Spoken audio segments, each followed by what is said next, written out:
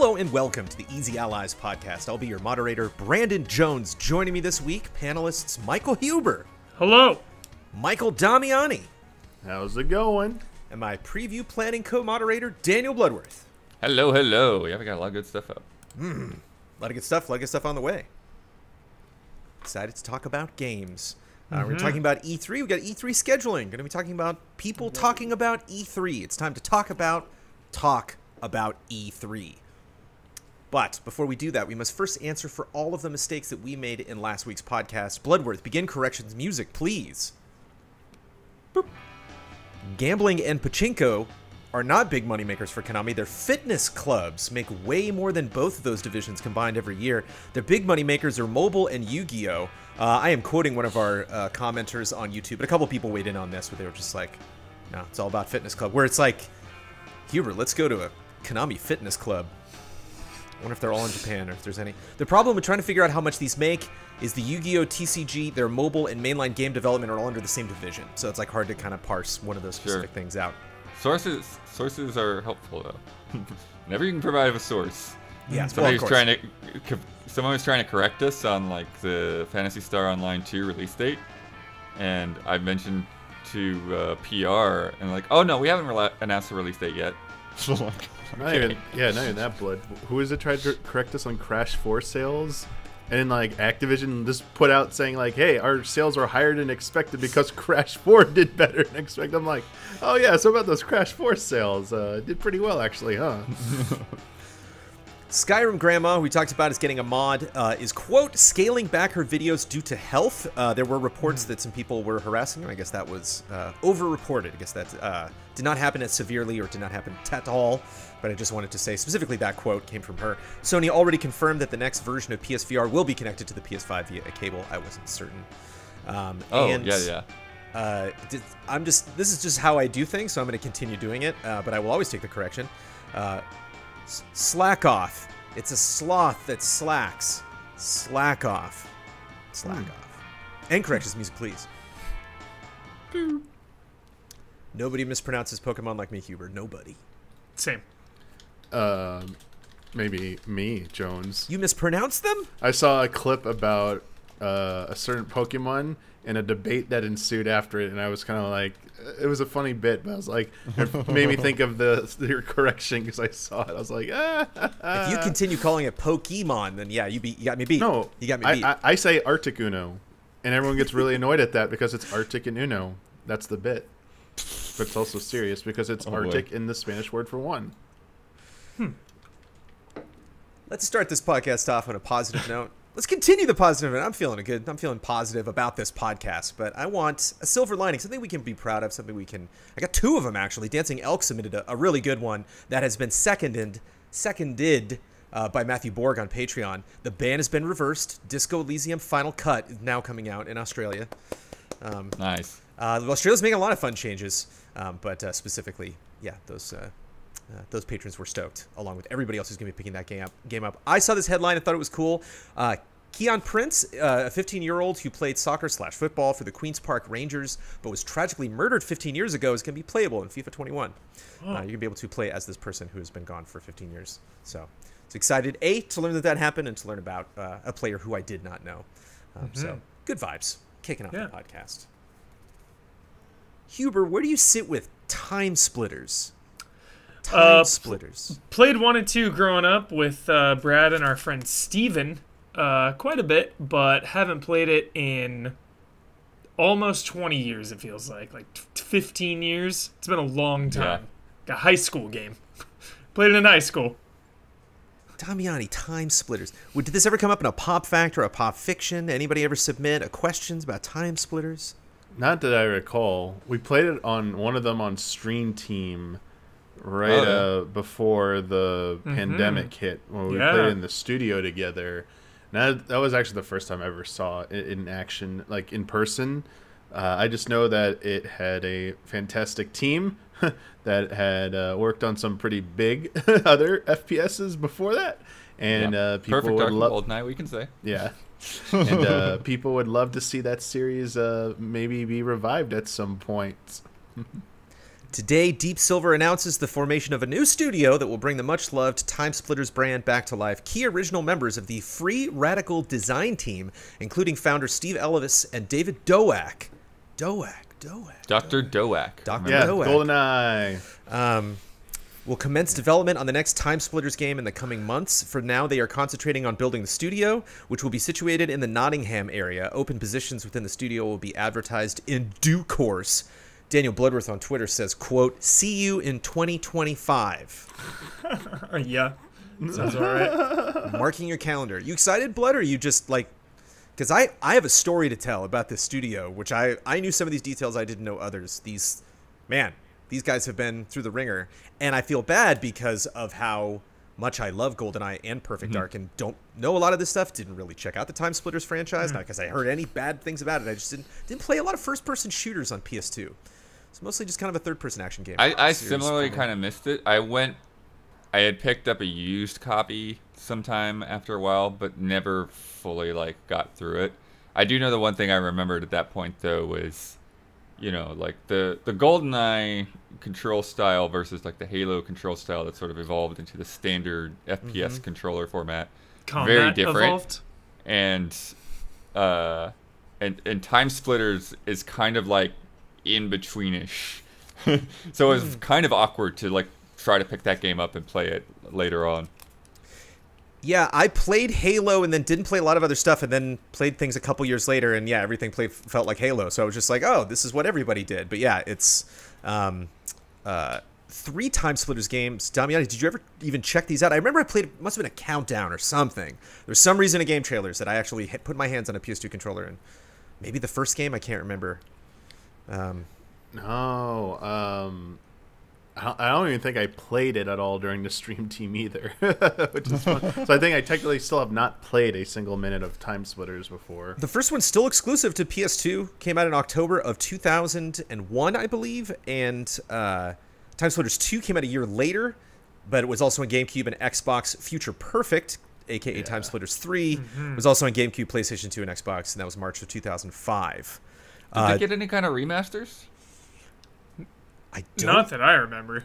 I don't think so. No. But that would be a good rumored, thing to do but never for came them to pass. with a different team to work on just again bring those things up to modern day control expectations and clean up some visuals a little bit and get people ready for this, because I do think shadow drop that. Totally. Yeah, because I do think there are a lot of people like me that have heard about Timesplitters and know the reputation and love GoldenEye and Perfect Dark and would love to pick them up, but it's a hard thing to throw that thing into an Xbox or something and try to try to dive in. Yeah, it was cool. The multiplayer was really fun. They had a bunch of modes, fast paced. We did split screen a bunch. It was in a rotation growing up, but I don't remember the story that much. I don't think I ever finished them all the way through, but I remember the multiplayer quite a bit. Dude, apparently Timesplitters 2 HD/remake was in the works at one point in 2012. So you know what this sounds like? This sounds like that Metroid HD trilogy rumor. Maybe there's a Timesplitters trilogy HD ready to go, and they're gonna drop that, and that'll be the prelude to Timesplitters 4. Wait, what just happened? Didn't they find a game playable in another game? That wasn't Timesplitters, was it? I doubt it. Okay, I swear that just happened. Was that a Yakuza game? There was some crazy Sega thing that was the whole game was in there. I can't remember. Yeah, something like that. Well, there's a lot of almosts like that, Damiani, in the story of this studio. Second Sight is a game that they made in 2004, which I saw a lot of people being like, Second Sight? I saw a lot of stuff on social media, a lot of comments for people who wanted to shout that out as well. Do we remember the last game they were making? What was the last game made with Free Radical design? Sci-fi shooter. Crisis 3? I have it in front of me. They'll get to Crisis. Okay, well, don't say it to me. I'm curious if Huber can get it. I could see this as one as Huber, maybe being excited and then playing. I have no idea. 4 letters, Radical? 1 word. Haze? PS3 exclusive sci-fi shooter. Blood got it. What? Did you say Prey? Prey 2? Haze. Oh, Haze. Haze. Haze. That game. You know what Haze reminded me of? That there was this era, which we are certainly not in now, where like everyone wanted to make a sci-fi first-person shooter. Or, like sci-fi, like not only just first-person shooters, like sci-fi specifically. This was like Killzone. This was, you know, just over and over and over. Resistance. Like everyone was trying to figure out like how do we get that Singularity. Shout out. How do we get the Halo thing that they clearly have figured out, and we're going to do this successfully for years, and then Microsoft forgot how to Halo, you know, and so it's interesting. And then this poor studio, so they make Haze in 2008. They shut down in 2008. Timesplitters 4 apparently in development as a PS3 exclusive at the time. So then 2009, Crytek picks up 40 people that are on this team and rebrands them Crytek UK, and then they go on to do a bunch of stuff for that they're not specifically on, you know, with putting their name on Crysis, Crysis 2, Crysis 3, Warface, helping out with these projects. You know what they do get with the help of Koch Media? You think about Haze, like, right, Haze. To redeem themselves, these guys are like, they made 3 excellent Timesplitters games. They just had this one misstep. They're going to make a comeback with Homefront: The Revolution. That's going to be their next big project. I finished that one. Positive feelings about Homefront? 6.5. Janky. Didn't you have saw it through to the end though? Weren't there RV explosives? Didn't you have like little like remote control cars that you could drive in? Totally. Yeah, I remember that demo. Totally. Were there motorcycles? Is that not that I remember, Jones? There's some revolutionary first-person game where you have motorcycles. There's some demo I remember. Jones. Confusing two things. Free Radical was also apparently working on Star Wars Battlefront 3, like the original Battlefront. Like they were working on a follow-up to that. I know. And when they left, it was hilarious reading all these articles and people being like, "Who's going to pick it up? Who's making Battlefront 3?" They were like, the whole idea of it being rebooted wasn't around. They were like, maybe Rebellion because they worked on the PSP Battlefront. It's like the dice had never come into the situation. Interesting period in time. Crytek UK was later closed and reformed as Dam Buster. Yeah, I remember that. To work on Chorus, which is happening, which I think is soon. That is the woman and shooter flight of the navigator situation where she's like, the ship's got like a personality and she's like very close to it. And Dead Island 2. No. Dead Island 2. Wow. Where you just imagine literally from 2007 to today when your big projects have been Haze, Homefront: The Revolution, and Dead Island 2. Let's get a win for Doak and team. Let's go. Let's make it happen for these people. Man, Haze will always stick out because that was like came out like a month after I joined Game Trailers, and you guys just had that game there. And like I remember there was like expectations for it, but then everyone was saying like it's kind of not that good. I was like, yeah. Oh man, the turnaround, man. I remember it looking so good at the preview. Visuals, good visuals. So even though Blood is pushing it 4 years to 2025, I'm still excited for these fine developers who, granted, made a sci-fi. And it's the other thing too about Timesplitters is like time travel's not overdone, is it? That's like something I hear a lot about. It's not that. I mean, you get games that like touch on it, but yeah, it's like what MMOs do when they run out of ideas. They're like, let's just go back in time. One of my favorite Duke Nukem games was 0 Hour for N64. Like time travels and stuff. You go like Victorian London, the Wild West, Duke Nukem. That's cool. But yeah, it's funny because you know, like 2025 almost sounds like a joke, but you start doing the math and like that's pretty optimistic actually. You gotta hire a team, you got a concept. Think about when we heard about do art, start working on a script, get actors. What's that studio? The one that Microsoft put together of like the elite team. The something. Is that the one down here? I think so. The one doing Perfect Dark? Yeah. Not the Initiative. The Initiative. The Initiative, yeah. Oh, okay, yeah. Yeah. Okay, this one. Yeah, I wasn't sure. The Creative Initiative, the Initiative Assembly. How many years ago was that? Right, and they still haven't, shown anything. So I think Blood, takes like 3, 4, 5 years for sure.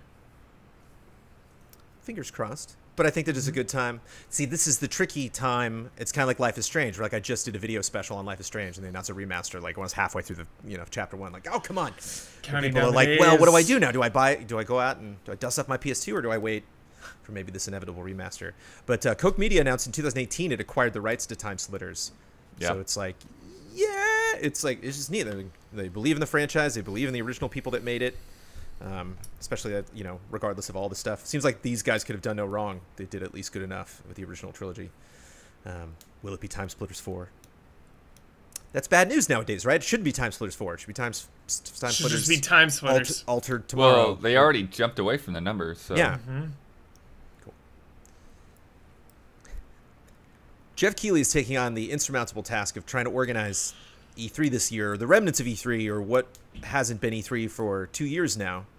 And even though what happened last summer, and is probably going to happen again this summer, where it's going to be like lots of different brands of streams and everybody trying to go into the spotlight, is attempting to solve that by creating another new brand, the Kickoff. Does that speak to the sports fan in you, Huber? It's the Kickoff, the gaming summer Kickoff. Kinda. I'm not too huge on football. I like football. But I'm a baseball guy. So if it was a baseball reference. I think kickoff is a little more universal. I mean, it's obviously a football term, but I think NFL all the way, dude. The summer NFL all kinds money. of things are called kickoffs. I don't even consider that really branding. Like that's just the event. But yeah, Summer Game Fest. We should be clear. Geoff Keighley is not involved in E3. But he is talking about E3, and he did, you know, specifically he talked to GamesIndustry.biz, and there's just some interesting things here that, regardless of Weezer's going to be there, like there's going to be lots of fun things happening with a song that's Twitch friendly. Right? Yeah, that's very cool. interesting. That's cool. Yeah. Keighley's the best. Keighley has everyone's back. He knows what's up. Seriously, praise Keighley. Keighley is E3. I've seen some comments that people saying speak too fondly of Keighley. I follow Keighley for the news, man. People are I follow upset Keighley for the headlines. Right? Everyone's people are like, upset. Whoa, these guys are so excited about Keighley. I mean, Keighley's kicking it off. What do you want? Like all of the things. He mentions our work, Blood. He almost kind of maybe sort of sideways quotes us in a way. This is on June 10th. The Summer Games Fest will kick off, and this is Summer Games Fest with other games from publishers that will also have their own events, and it'll lead into E3, but it's not a part of E3 or the Game Awards. And you can maybe see it on GameSlice, which is Keighley's YouTube channel. There's a lot of different brands going on, a lot of different names. What's sweet and juicy about this, though, and I understand, I'm sorry for a lot of people tuning out, they're just like, I just don't care about E3. I think this will be better than last summer, but I'm really curious to see, because you know Keighley knows everything. You know he knows all of the things that are going to be happening this summer. That's why Keighley is interesting, not because he himself is creating any of these headlines, but he is having conversations with all these people.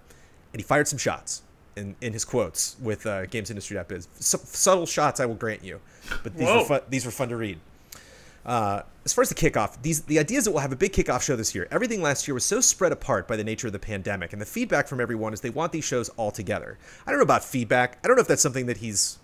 Do you believe that, Blood? Oh, really? You don't want them to be spread apart? That seems pretty obvious.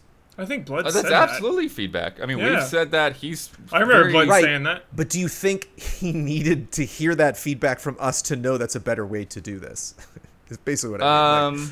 I think it was spread apart just because no one was able to do what they wanted to do at all. Everyone had to everyone was scrambling. And that's why it was spread apart. I don't think so. I think that the way things went down last year was, yes, partly due to logistics, but I do think that it was the first shot, right? You know, like I put out my first try on Minigame Champions, and I wanted that thing to be a lot shorter than it ended up being, and then like, okay, well, the way I designed it, it just really couldn't be shorter, you know? And so, you know, but then I saw a lot of feedback, and that was one of the biggest pieces of feedback. And I think the same thing happened to Geoff, is like this convergence, and that's the way feedback should work, right? It's like people are telling you things that you agree with. It's like, these are legitimate criticisms. These are the things that went wrong. These are the things that need to change. And so you understand that, like, okay, got it. This lines up with a better vision of what this event is. And so I think that, like, last year he wanted to try to create this umbrella and, you know, get everything under it. And now he's saying, like, yeah, really, this is just wearing everybody out. This isn't working. Let's condense it. Yes, EA Play is going to be in July. Yes, Gamescom is still going to happen in August. But we're not going to have, like, 3-hour-long events every 5 days. I agree. I think that is something to keep in mind from a co-moderator perspective, is that like I want to hear feedback generally that I agree with, and I think that's better and more effective form of the process. So just keep that in mind as co-moderator. Now that we're going to just do a big on full show for Summer Game Fest, that leads into the big publisher events, which is hopefully more of what people wanted, where things are more condensed and combined together. So people have a date and a time to show up for news. That's what we're going for E3. Oh, that's what we're going for. E3's in that window as well. You know, somewhere in the E3's in there, I guess. So hopefully all boats will rise. It'll be good for everybody. There will still be some outlier events. EA's doing some Battlefield stuff in June, but EA Play is going to be in July. So not everything's going to be 2 or 3 days. So that's the first subtle shot fired at like whatever I don't know EA's doing. I wonder how long that conversation was between Keighley and EA. I didn't really feel like a shot. It's like, EA's doing their thing.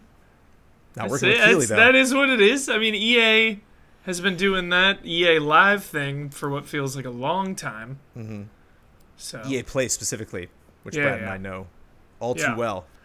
Yes. I am very curious what the kickoff is going to look like, because this is new. He didn't really do this last year. You know, it was, you know, there's a lot of smaller individual events. I think, did he start with Day of the Devs? I think Day of the Devs was kind of early, but then that's another thing. Like, he did like multiple Day of the Devs throughout the summer, and they're coming back this year, of course. But I think he realized, like, yeah, we don't need to just like pile it on.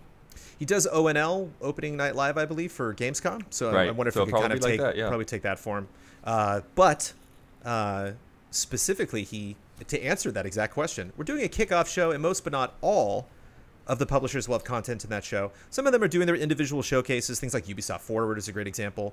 They're doing their event on Saturday, so I can imagine most of their big stuff they'll want to keep for that. That event is Ubisoft's. It's part of E3. It's part of Summer Game Fest, but it's their event.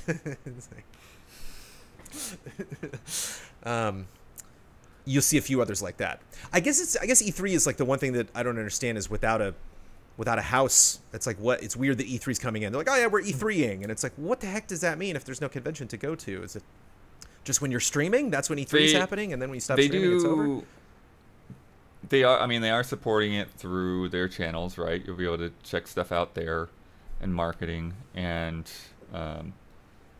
they're doing something with an app with a bunch of virtual space, and that's where I think Keighley's throwing the shade when you get down to that bit.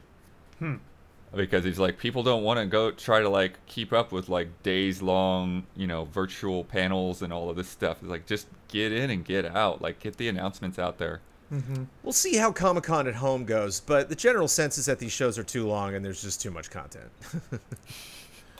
What do you think? And Damiani, I know you're a big Comic-Con fan. Like, what do you think about how Comic-Con's going to do this year in terms of, like, regretting? The difference is Comic-Con has too much to do that no person can do it. So trying to put all that into a digital thing, I think the reason Comic-Con works so well in person is because there's something for everyone. It's like oversaturated pretty much. But if you try and present that online, I think that becomes too much. You need to focus on probably like the bigger things and condense it a little bit more for we'll see how that goes, the Comic-Con.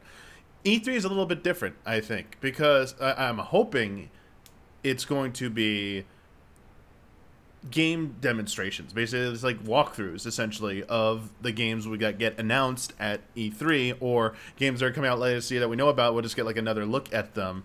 And every year we've done E3, the traditional E3, the feedback from all these developer panels where they, like, even at Keighley said at the YouTube Gaming Lounge, when they do that, like, the community at large and consumers seem to love that stuff. They love getting those looks at the demos in action. And if that's what they focus on for like a few days, like 2-3 days or however long they're going to do it, and it's just mostly that stuff, I think it's going to go over really well. I think if I understand where Keighley's maybe trying to come at, but like, if E3 sticks to what is done in the past with that presentation, I only see it going over really well. When I was at Viacom and MTV and trying to work out how to do digital shows, I realized I had to break away and do a brand new thing. You have to totally reinvent the model, something new. We can change the business model and the approach. That's what we did. We were at Viacom and MTV. We broke away. We did something new. We also were to work with Keighley. He also spoke about pandemic delays. You have certainly there've certainly been a lot of delays across the industry. There'll be good stuff, yeah, but know this: things are just taking a bit longer with the work from home scenarios. It'll be a good June. All the publishers will have some news to share, but it'll be more Gamescom and the Game Awards, dink, dink, dink, dink, when the bigger stuff will be shown. Which, that man working that brand, I love that. You love to see it. Definitely. But that's the thing. Because people always say, like, oh, "What are you talking about, Keighley?" You understand about Keighley is whenever he shows off something, whenever he's on stage in a suit and he's like, "This is great. This next part, you're gonna love this bit." And he's like, "I checked this out some other time. I don't know. It could be last week, could be 2 years ago. I don't remember." So like Keighley's like played all these games. It's not even just these announcements. Like he's checked out a lot of this stuff that publishers are like, "Okay, I feel comfortable showing it to Keighley," but like, man, this isn't gonna see the light of day for another year. Some crazy announcement. People get tired of us talking about Keighley. It's like every now and then I see a comment. Well, I mean, there's like, just people who don't know Keighley, and there's people just like, enough about this Keighley guy, and it's just he is like the one person in the industry who gives so many announcements. I don't understand. I don't understand. A lot of it funnels through. Well, from a consumer perspective, it's like Keighley's not so there. Many announcements. Well, because that's the thing is like Keighley, it's everybody in this industry. It's a funny thing about games journalism here is everybody's got like a different specialization. Like I don't really care too much about games post-launch. From a news perspective, I'm always like, what's happening with this game? What's it being announced? Like, oh, that trailer happened. What does that mean? And like Keighley's kind of the same way. Like by the time like after something comes out, like where Keighley go? Like he's off again playing some game. It's not going to come out for like 3 years. So like Half-Life 3. So like by the time most consumers get a game in their hands, Keighley's not a part of that process. Like he actually addresses that in a way. He said that, it makes sense for them to showcase stuff that's like really big on the platforms they're going to be streaming on. So he's, he talked about having Among Us in there last time around and how big that was. And so, yeah, he is priming everybody to expect some updates on games that are already out and are going to get new content. And it's something to keep in mind, when we see games we don't necessarily play that are really big on Twitch and some not like DLC announcements or something coming, like that's a direct initiative to like, I think, broadly quoting him, but like you want to look at the games, the top games on YouTube, the top games on Twitch, and cover those games as well. Make sure those have a presence because obviously that's the stuff that the same audience who's watching this very live stream is probably checking out as well. So the only downside I can see is just like the redundancy of trailers and stuff like that happened last year. Just like Metal Hellsinger, seeing like 5 trailers of that, it's just popping up. It's kind of all over the place. Yeah, there should be an E3 award. Is the prolific award? I feel like that is partly because of a lot of these other kind of competing shows, like Guerrilla Collective versus Future Games Show, and good call, and all of these things, which again Keighley just kind of like adopted under his umbrella a lot of that stuff. I haven't heard anything about Guerrilla Collective, so I wouldn't be surprised if that was like a one year thing, because Greg is doing E3 this year. I don't know who they might be working with Greg to bring stuff to. Yeah, it could be in E3. I don't know, but the Future Games Show is happening right after a PC Games Show. That they're like bundling them together, and I think 2.5 hours altogether. I want to say Sunday. For that. Fresh brew, settle in.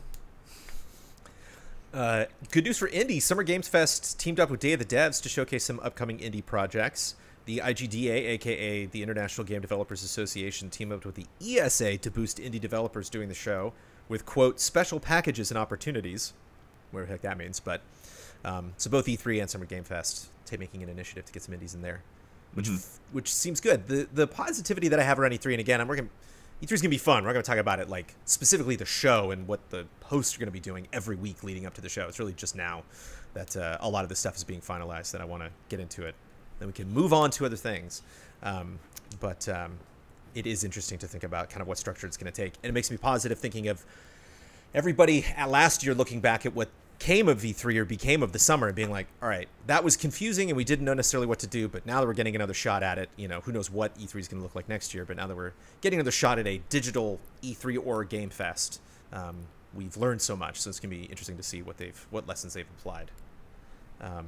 Bad news, though. Team Cherry, devs of Hollow Knight Silksong, said they're not going, so they're not going to have anything planned. Konami and Team Cherry are going to take a break during E3. Nothing planned. Harsh. Harsh. So harsh.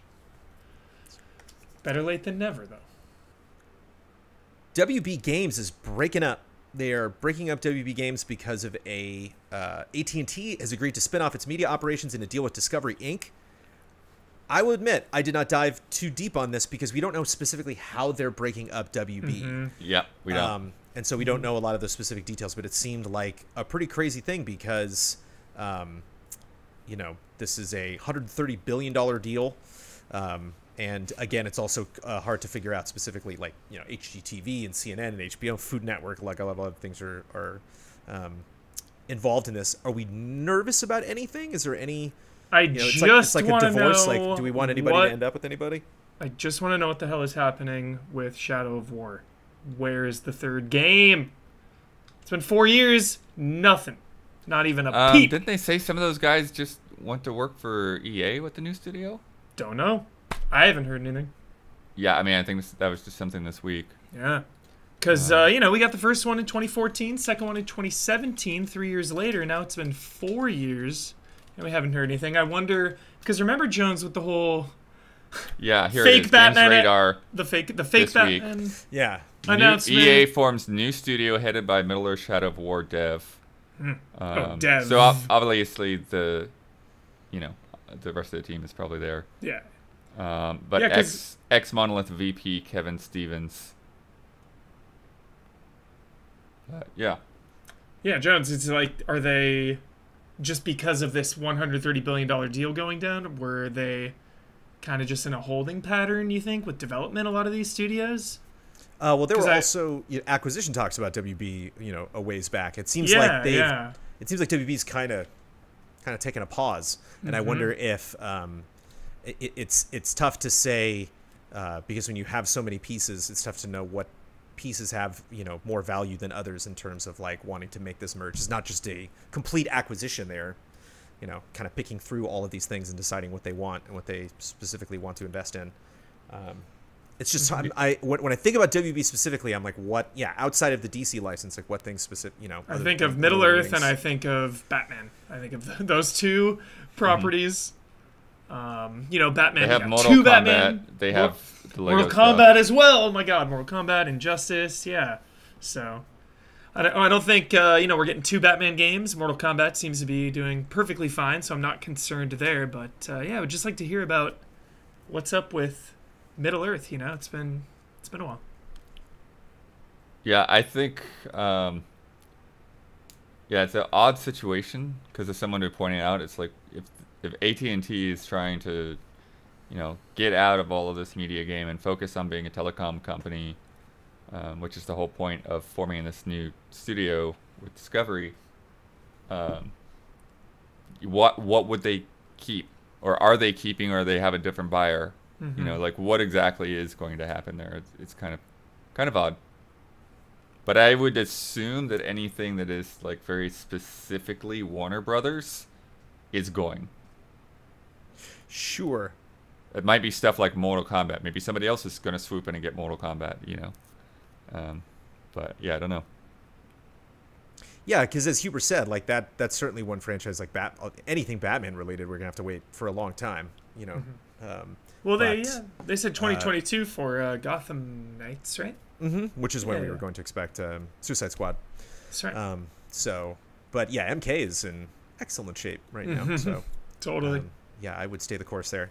And again, it's just kind of, an alarming thing because it's not like we've even reported in this podcast, like this company is going to be up for sale. And the next week's like, never mind. They decided like, that sucked. We don't want to do that. Whereas, WB is, which sometimes you say WB and you think of them as a big property. And then you have things like, AT&T coming in and shopping all the stuff around. And you realize like, somebody else is going to come along and hopefully some of our favorite video game franchises survive. Hopefully get another one. I'm down for a Shadow next gen. One more. Just one more. Specifically just the Wrap engine. it up. That's a pretty open world engine. I'm excited to see what they do. Easy Huber. And now, a word from our sponsors. When it comes to paying off debt, it can often feel like an uphill battle. High interest rates resulting in minimum monthly payments keep you in an endless cycle of debt. Upstart can help you get ahead. Are you carrying a credit card balance month after month? You're not the only one. High interest rates make it hard to pay off your debt, but Upstart can help. Join the thousands of happy borrowers who have made that final payment. Do you dread looking at your credit card statement every month? We don't blame you. Upstart can lift that weight off your shoulders so you can finally feel the relief of being free of credit card debt. Upstart is the fast and easy way to pay off your debt with a personal loan all online. Whether it's paying off credit cards, consolidating high interest debt, or funding personal expenses, over 500,000 people have used Upstart to get a simple fixed monthly payment. Unlike other lenders, Upstart looks at more than just your credit score, like your income and employment history. This means they can offer smarter rates with trusted partners. With a 5-minute online rate check, 5 minutes. Again, I stressed this before. I'm like, five minutes. It's one of those things too. Same thing as meditation. It's just like you think like 10 minutes at least. 5 minutes is longer than you think it is, but they can get it done on 5 minutes. We've checked. You can see your rate upfront for loans between $1,000 to $50,000. You can receive funds as fast as 1 business day after accepting your loan. I also think, are you carrying a credit card balance month after month? You're not the only one. I certainly, yes, you are not the only one. I hope people out there that are in that situation aren't thinking like, it's probably just me. You know, it is not just you. And this is a good time to try to correct this stuff if you can. Find out how Upstart can lower your monthly payments today when you go to upstart.com/easyallies. All one word. That's upstart.com/easyallies. Don't forget to use that URL to let them know we sent you. Loan amounts will be determined based on your credit, income, and certain other information provided in your loan application. That's upstart.com/easyallies. A few decades ago, private citizens used to be largely that. Private. What changed? The internet! Think about everything you've browsed, searched for, watched, or tweeted. Now imagine all of that data being crawled through, collected, and aggregated by third parties into a permanent public record. Your record. Having your private life exposed for others to see was something only celebrities worried about. But in an era where everything is online, everyone is a public figure.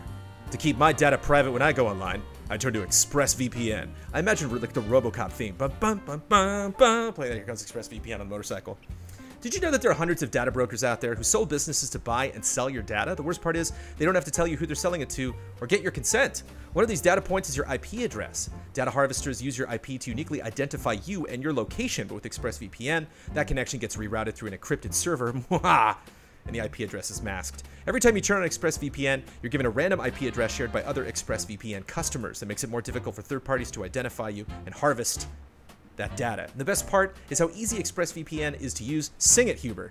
How easy is it to use? So easy. Watched the Series 1, Episode 1 of the Great British Bake Off Stand Up to Cancer special.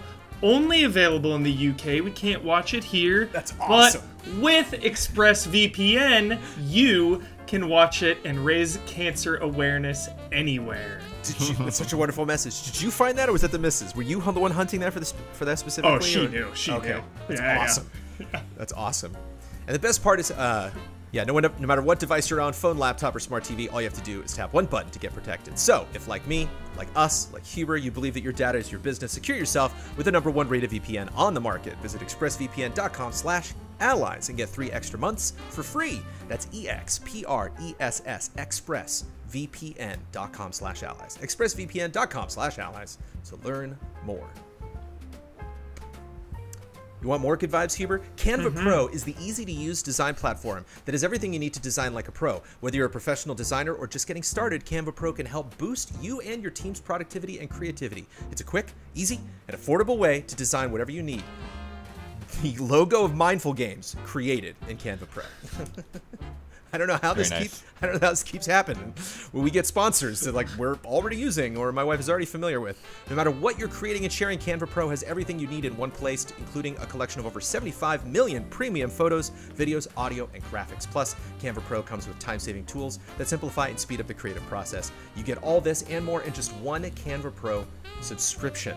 Again, Amanda's like, so what are we thinking here? Like a person, like in the mind, and then like, it's like the telekinesis, like the waves are coming out of somebody's head. And I was like, nah, I'm thinking more of like a sauna, like if you go to like some relaxing like hotel resort or something like a sun, with the beams coming out of the sun. Like 10 minutes later, just like, there you go. Full-featured and just super easy to use. Design like a pro with Canva Pro. Right now, you can get a free 45-day extended trial when you use this promo code. Just go to canva.me/allies to get your free 45-day extended trial. That's Canva, CANVA.me/allies. Canva.me/allies. And if you are a patron of Easy Allies, thank you.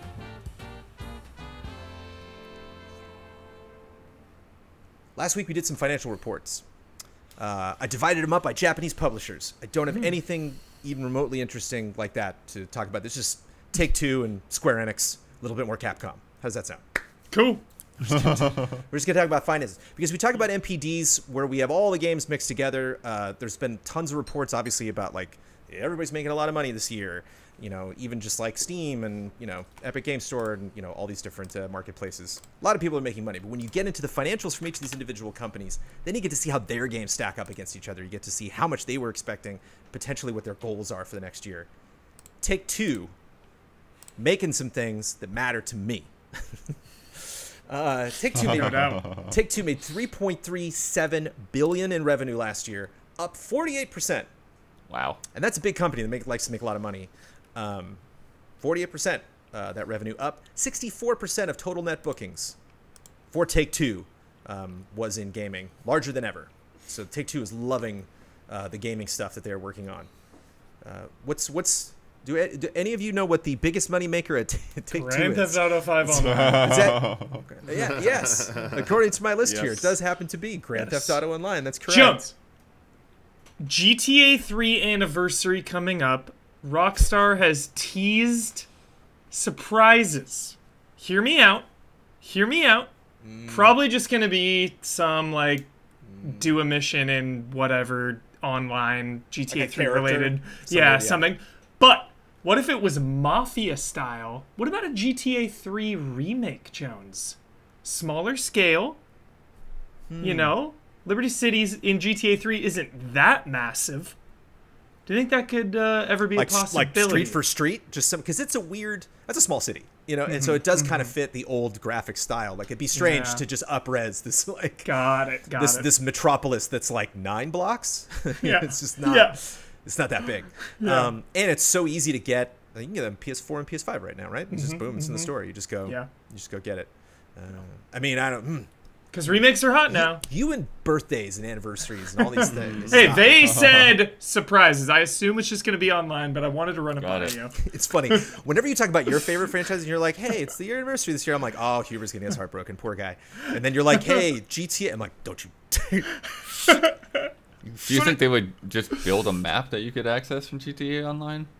That'd be fun. You did that in San Andreas for like a hot second. You went back to Liberty City. So it'd be neat. Because one of the newer GTA Online heists was you go to like a little place. Little island, Which could be Liberty City or something. You know, didn't hurt them, but didn't necessarily go over that well. Some people were kind of bored with that. I'm curious to see what the populace at large. Where are they talking? Where are they voting? All those people playing GTA Online. GTA Online had a record number of players in Take-Two's Q4, specifically Q4 for one quarter, the last quarter of their last fiscal year, which just ended. They had the most people playing GTA Online ever. Wow. It's the same Mario Kart thing. It's like, why make Mario Kart 9? People are just why make GTA 6? I feel like every year kids are getting old enough to buy GTA 5. It's like, all right, I'm in. Well, then the people are habitually playing online. Like, they'll get that next gen update. Public service announcement to all PS Plus owners, GTA Online players. They're giving away $1 million free a month in online cash to PS Plus subscribers. You don't even have to download the game. You just click that, redeem it, leading up to the eventual PS5 next gen version. What is this, some spam in my inbox? What's going on here? $1 million daily. 1 million. 1 million. Click it. Guaranteed in your inbox. It's just on the PSN store. It's just there. I saw it. I was intrigued. Creepy. But yeah, that is in November. GTA 5 and GTA Online are getting enhanced PS5 and Xbox Series X versions. So yeah, I got a list here. I got 5 games. This is the rest of the 2K entourage, roughly. These are their biggest games. And then I got a bunch of I have copies on the other side, going from I got 2 mil, 3 mil, 10 mil, 11 mil, and the Big Daddy 37 mil. So who sold what? All right. Well, Red Dead Redemption 2 is 37 million. All right. Okay. Fine. We can just stop. Okay. That's the only one I know because that's like that's huge. Yeah, who's who on there? Oh, Red Dead is NBA actually it. Yeah. So we got Civilization 6, NBA 2K21, NBA's Outer 11 Worlds, Yeah, NBA's got to be one of the other two. Yeah. PGA Tour, 2K21. NBA 11 mil. It's got to be. Yeah, I'd say NBA is 11 and PGA is 10. Mm-hmm. PGA is 10. Okay. The Outer Worlds, I think, is probably the lowest. 2 mil, yeah. 2 mil for that. Civ Yeah, 6, 3 I mil? think so too. I think PGA Civ Tour 6 is could be lower than 10. you're thinking. I think Civ 6 is one of the double digits. Yeah, I think you're right. I think switch the 10 and the 3. I think it's like, what, 2 million's probably Outer Worlds. PGA Tour is probably 3 million. 3. Yep. Then Civ 6. Is 10. NBA 2K, Red Dead. 11. Okay. You're close, but I like One off. You did good work. You did good work. You just because it's the 2 and the 3 are next to each other, and the 10 and 11 are next. You just swap. Okay. You did real good. The correction that you did that was really smart is Civ 6 is that 11 mil. Nice. Yeah, don't underestimate Civ 6. Yeah, big franchise. Huge franchise. Outer Worlds is 3 mil, and PGA is at the bottom. Yeah. Too. Yeah. I have to imagine. Yeah, and NBA. PGA is one of their. Yeah, those only being a highest million selling apart is tricky. Sports title. So NBA is at 10. But that surprised me that Civ beat out NBA. Mm-hmm. But that's copies. Obviously, NBA is Pretty probably big. bringing more I money think you than just drew Civ in fireworks terms on of- that card, Brandon. But It's a big star. It's a big beautiful star. It's a big bright beautiful star. Coming up, they got 21 games coming from Take-Two, including something from Gearbox. The next Sure. NBA 2K, all in Ollie World, which I didn't know, which is also coming from Private Division. yeah, Private Division's handling that one. Yep. But yeah, Red Dead Private 2. Division is sort of like. No, it's not exactly. It's sort of like EA Originals, right? With It Takes Two. But the difference being is like it is a separate publisher. Under Take-Two's brand of publisher. They've got 2K and they got Rockstar and then they've got Private Division. Yeah. It Takes Two. It's Take-Two. Separate things. Alexander Zirianov on Patreon said, as we know, all games usually get delisted when their music license is expired. Do you think 2023 will be the last time we'll be able to buy GTA 5? Do you think the clock is ticking on GTA 5? No. Making money. They have so much money they can made re-up so much those money. Yeah, easily. or they Like, just it's cut nothing. them. Some of the versions have some of those songs cut already. That's true. So Yep. Oh, just there's cut versions songs. of GTA 5 already that have No, different songs? the older GTA Oh, games. yeah. But I think for 5, they have so much money. But the thing is, a lot of that licensed stuff, it's not like Vice City, right, where that was like absolutely crucial. Like the majority of the licensed stuff is on the radio stations, so I could see them swapping that stuff out and people not really even noticing. Yeah. I would love a meta joke from the DJs that are just like, hey, play that song. And like, we can't, man. They delisted it. We can't play it anymore. That'd be funny. That would be. But you're right. Actually, that's a fair point. The DJs actually call out songs. Oh, yeah. Yeah. Yeah. So that makes it harder than Tricky. harder scenario for sure. Comedically. Square Enix might have... maybe if I had checked right before we recorded last week, I might have caught Square Enix. So Square Enix is about a week old, but we get Damiani on here. They're making a lot of money. I want to talk about it. The highest revenues in company history. Oh. Last fiscal year. Yeah. Wow. Yep. Woo.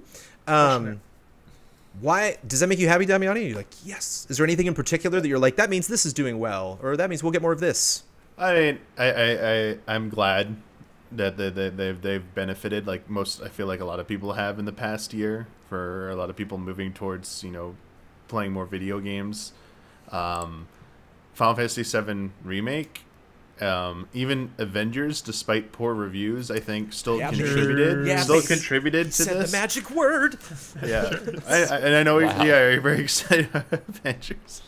Wow. Just give me a reason to play it. I might get into a multiplayer game that doesn't get canceled after 2 years. I'm so excited. They had a lot of smaller releases. They still have their mobile portfolio that's still they're still supporting. They have a really good job widening everything. And they still have their MMO, which is Final Fantasy 14 and Dragon Quest X, but over in Japan. But and Final Fantasy 11. I was thinking about DQ10 the other yesterday or the day before. What's going on with it's there's never no coming out transit. over It's here. going. What do you mean? It's still going into it's just I want to play it, is what I'm saying. Not happening. They got me. Never say never. They wanted Phantasy Star took forever to come over here. Never say never. They wanted me to play their Dragon Quest 11. I played the Dragon Quest 11. Now I want more Dragon Quest. Why can't I get? Why are they not letting me? Give the man what he wants. The man being me. That's me. Yes. That's what I want. You. I feel like we would get. I feel like we would get the sequel before we would get to. I don't know if they're gonna ever make another Dragon Quest MMO. Probably but not, I think but there's different circumstances. I think, but with Dragon Quest on like 10 and Phantasy Star Online's 2, I think that made PSO2 a little bit easier to bring out over here than Dragon Quest 10. But yeah, the revenue from those MMOs is pretty hefty. I mean, I knew 14 was doing well. Obviously, 7 Remake was going to do well. I can't believe. I thought it was going to have kind of an umbrella effect, that they were going to be like, oh, we had a great year. Final Fantasy this, Final Fantasy that. Thank you, we're Square Enix. They themselves brought up Avengers. Yeah. It's like, wow. They were like, no, yeah, Avengers is doing great. And actually, check out, I'm getting my video recommendation even before we get into bets. Check out Fast and Loose, because you can check out Kyle Bossman attacking me for stopping Avengers for like a month. I was like, yeah, dude, I haven't played in a while. I played Resident Evil, and I'm reviewing things. I can't, I don't have time. He was like, the Red Room update, man. So he said it's good. The Red Room? It started. It's actually Red today. Room. Today, I the don't know if Thursday he that said we're it's recording this. good. But You get the thing is I think you it's get. the FOMO there. I appreciate they let us know what you get from it. You get the like nameplates. It's like, okay, the content itself is probably fun, but the reward, yeah, it's not that I enticing. love how you're pitching a thing that like won't be out for a week. I think it's out. No, it's today. I think it came out No, we're it recording the podcast. comes out next Thursday. It comes out next. Oh, okay. So the ad for it. I literally booted the game up today to check out the updates. But a lot of costumes. They're hawking a lot of stuff. They're taking a lot of smart business approaches about like, all right, okay, community, pay up. Like, Oh, I didn't mean Avengers. I meant Fast and Loose. Ah, sorry. Yeah, I was going to pitch the yes. I was like, I'm planning on playing that if this podcast is edited, man. You're telling me I can't get my Red Room action right in time for Black Widow? Did you say the O word when you talked about Square Enix franchises, Damiani, before? I can't remember. Octopath? No. Outriders? Yes. Outriders is Oh, pretty big right. too. Ooh, is that in this?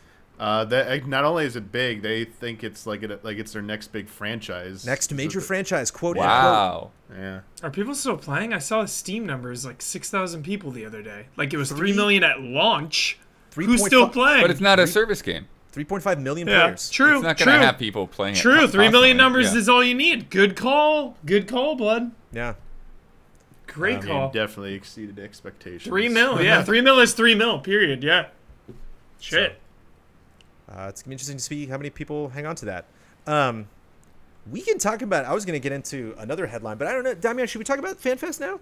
Should we maybe bring this up just in terms of Square now that we're talking about them? Like, yeah. If it feels weird to like go back to it after. Just have a couple of points, and Damian just watched that with Brad, and FanFest Digital. So this is Final Fantasy 14's event that I even remember Final Fantasy 11 events. So like, and it's neat too because it's not. I wonder sometimes at Blizzard. Obviously, Blizzard's digital now, but like, if there's any sort of dissension between like the Blizzard fans and the World of Warcraft fans and the Hearthstone fans, if they they don't mingle sometimes as well. But that's what's nice about Final Fantasy 14 Fest is it's not like it's literally just this one game. Like there's just this community. I love MMO events. They're just they make me happy. BlizzCon this year rent out like a live venue, or is it like how I didn't watch it all, so I don't know how they did it. Like, do they have a big stage even though there's no audience? People could go to? No, was there like a crowd? Oh. No crowd. Yeah, because they had like a treehouse kind of setup. I mean, because that was what this was. They rented out a venue. They had a whole venue for this because it was going to be attended by locals only. So it was held in Japan, but the Tokyo emergency order forced them to only restrict it to essential staff only. So they have like a big giant hall that they're doing all these announcements in, but they had to like simulate audience reaction and stuff. But what they did is they would throw up. I thought this was a bold choice. I don't know how they would be able to monitor a chat like this, even with the delay. They would throw chat up on the screen, this big giant screen behind them. There's like these light panel based screen, and they could see the chat comments going nuts at each announcement. That's how they were doing it to get them excited to to feed off the audience that wasn't there. And they took time to walk between monitors that had YouTube chat, Twitch chat, Nico for Japanese, and they would take time to read the comments and address feedback. And it was like, okay, is it like, imagine at E3, like any of the big three doing that, having chat up and going, what do you think about Todd Howard going monitor by monitor? Like, I don't see it. It was unique. It was definitely a more personable touch, I would say. Because they had that luxury of being able to focus on just that one game and that one community.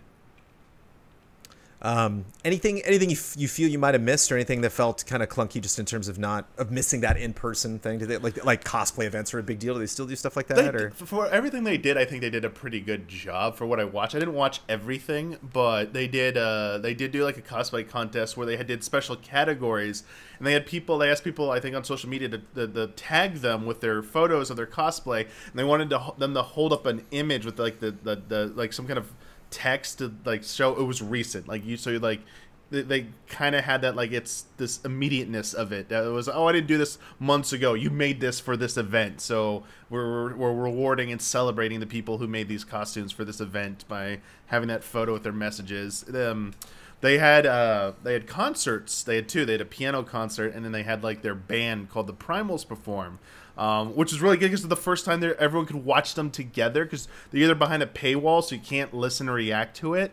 This was really nice that they did it. There was some funny stuff that happened, but I think the most interesting things to take away, besides details of the game itself, the new expansion Endwalker, they allowed their lead composer, Soken, to deliver a personal message to conclude the ceremonies, and only a select few people in the development staff knew about this. But the guy got cancer last year and was out for 6 months and made an arrangement. So originally they wanted him, they were support, like, go, let's get you your hospital treatment, let's get you set up and everything, but they were like, we need to get a replacement for you while in the interim. And he's like, no, I want to still work. And he gave this, and he said, like, seeing the feedback from the fans of his new songs he composed for the patches, like, he goes, this was my purpose. You gave me the energy to, like, beat cancer and stuff. Because it went into remission. Yeah. And the whole time, Naoki Yoshida, director, producer series, is facing away from the audience and, like, everyone, because he's, like, breaking down in tears. And then he turns around and says, like, he goes, I can't believe this happened. Like, my best friend here, he gets cancer, and I'm, like, freaking out about, like, is he gonna be okay? Like, this is so unfair. Like, we can't even go see him in the hospital. Like, he was just, like, losing it. And then, like, other staff on there who didn't even know about this, that's when they found out. They were like, the lead writer for Shadowbringers was like, wait, so when I was asking you to make all these cuts to the songs to fit the cutscenes I was writing and storyboarding, you were in the hospital and you didn't say anything. Wow. Like, even the translator was, like, breaking down too. So I think it was a really good thing to allow developers to show they're human and they're people. Yeah. And they spent a good chunk, like at least 30 minutes on this. And I would not expect to see this like any other type of event. And it's like they let their staff be people first and act like normal human beings and like interact with people in a normal way, and they don't speak down to you, they don't speak with PR speak, and they do poke fun at stuff, like when they like put up new merchandise and like, please buy it, like they're like, because they want you to buy stuff, but like at the same time they're like, we get what we're doing, we know how stupid and absurd we sound, but like, let's have fun with it. Like, I think that's why so many people are drawn to, it's not just like the quality of the game, it's the team that works on this. Like, you can tell they're not perfect. The game's not perfect by any means, but like they actually show they care a lot. Alex AI on Patreon said the speech was sad, incredible, and inspiring. Garrett Zamora, aka GBZMR, submitted it for this week's Silver Lining. And yeah, I imagine That's the thing that's so scary about not only MMOs, but like live service games. Like you are a 7-Eleven now. You are open 24 hours. Like this doesn't stop. Like you don't get to take a break. All the things you know now as breaks are when these people are going to be playing it more. Like when you get to holidays, and these events, that's whenever they all leave work and all just going to want to play Destiny 2 more. And so it's like, not only are these people so absorbed in each other's lives, but to think that they missed something like this. And again, it speaks to those fan events. Like it's especially after this year. For them to, it sucks that you can't meet in person, but at the same time, to mark the occasion about like I remember last year's fan event, and the year before that, what a difference a year makes. We did get a firm release date though for the expansion. Even if you don't and care a new about class, Reapers. If you don't care about Final Fantasy 14, I do think it helps fit some of the puzzle about their other big releases because they're not going to release anything within a month on Square Enix end. Like 16 is not coming out within a month of either end of this. Like they won't cannibalize like that. Wow. So November 23rd is what's coming out the week of Thanksgiving. In the U.S. it's coming out. Just what Brandon was saying. It's gonna be a big holiday title. They did apologize. What's also, the level cap? Raising from level 80's current to level 90. 90 but they're doing that number crunch thing. I think WoW's done that before. Oh, yeah. Multiple times. They don't want times. You don't want to get into it. But anyway, numbers are getting simplified so they don't balloon into ridiculous things so people get intimidated. Smart. Also, as you said, Jones, the second new job, Reaper. Like people have been wanting to know what this new job is. He came out dressed up as the class, and Brad was having a field day because it looked like an old hunter from. It's the thumbnail. I was like, "Let's go! This is perfect." Bloodborne vibes for sure. And the dude was in costume the whole time, wielding this giant replica scythe. A lot of quality of stuff. The thing, Jones, for you specifically, I'm very curious. Is I don't know if you've seen it yet, but we got to show it to you at some point if you haven't. There's something they're introducing in 6.0 called Island Sanctuary. There's not. What? Is this a will you play 14 someday? This is basically their animal. This is their Animal Crossing, Jones. It's not. It is. You can bring all your in a time farming, animals, pets, your own little house on an island, and you interact with other people. They're going to be like special events. You do not have to do anything else in the game. They said you could just go there, and it's its own thing. So you don't have to play the main game, Jones. You can just go there and log in and play with your island, Jones. Live stream it. Oh my god. It's going to be Animal Crossing with quality of life. I'm just saying it now, Damiani, Jones. Can I have an island and then like become like a merchant and go around and selling my food to people across another maps? Potentially. I don't know if they're going to let you. You currently can grow like stuff and sell that if you want. But I don't know if this system, this new content is going to actually facilitate that. But you did strike a thing about like buying stuff like housing. Like housing is gonna be, they're adding new housing. It's gonna be harder to get a new house in Final Fantasy 14 than it is to get either a PS5 or a 3080 graphics card. I thought you were gonna say like a house in San Francisco or something. It's real. It's legit. One of the many fun problems people get to worry about. More stuff happened in the Apple v Epic case. Just more stuff. Last week and the week before, I divided it up into like, these were funny and these are actually interesting conversation starters. None of these are conversation starters, but they are funny and they're interesting. And I'd like to know these things. I like to, because I'm curious if Apple or Epic is going to come around and pretend this didn't happen in a couple years from now and be like, well, as you know, and like, wait a minute. There's some legal document that came out during the case that says that that's not true. So, and also just good to know how these companies operate, how much stuff this stuff is making. But let's not spend too much time because barf. Quote, I'll start off with something that just puts bile in my mouth instantly. Quote, at Apple, we don't look at gamers as the stereotypical teen in their basement playing games. That's the one I saw. What? Like, yeah, thanks for that. What? Thanks. It's like a 20. That is a 25-year-old take. Wow. How? Yeah. I mean, by saying that, it almost sounds like they do. Apple's the dad. You know, like why would you bring it up? The uncool dad. But how does the judge hear that? I wonder. What does that sound like in the ears of the judge? It sounds bad in my ears. 62% of all Apple App Store revenue is from games. Did we know that? Did you think that? Makes sense. 62%. Makes sense. Mobile's making a lot of money, but even mobile on mobile is making a lot of money. Dude, More than half. Way more than half. Like, I feel like parents and like older people are just so into mobile games, you know. And kids Am I a parent too. and an older person, or am I just And a parent, kids? Hubert? Let me. No, they're on. Everyone. Oh, yeah, kids are A Yeah, lot of everyone. people Honestly, are everyone. into My mom. mobile. I'm thinking of my mom just playing like whatever the hell on there. Like, Does your mom game on mobile? yeah. Absolutely. It was funny. Just a small moment on Mayor of Easttown. Gene Smart, older, is just like messing with a game on there, and it's just Yeah. like it's a way of life. The App Store average in-game purchase doubled from $5 to $10 after Fortnite arrived in the Apple App Store. The power. Yeah, that's some Power. and that's Fortnite. that's one The of the average of all App Store.